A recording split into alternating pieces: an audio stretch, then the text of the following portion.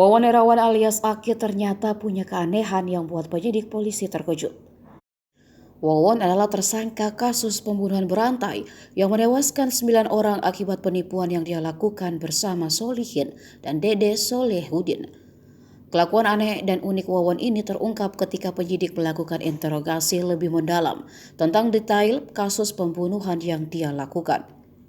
Namun saat ditanya, Wawan justru bungkam menjelaskan.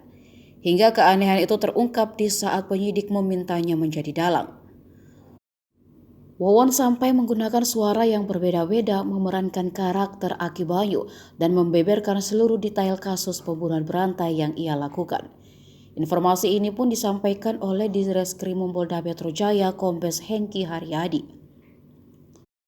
Rupanya Wawan baru bisa menjelaskan tindak kejahatannya seperti menjawab pertanyaan tentang di mana korban disimpan ketika memerankan sebagai dalang.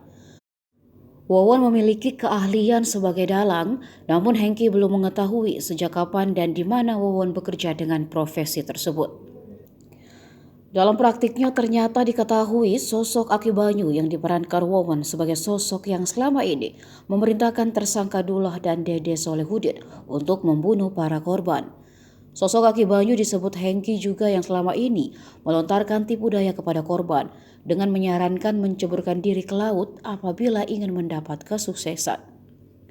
Bahkan disebutnya berdasarkan pendalaman yang pihaknya lakukan, salah satu saksi sempat curiga pada saat ia diperintahkan untuk bergerak ke pinggir kapal saat dalam perjalanan menyeberang pulau.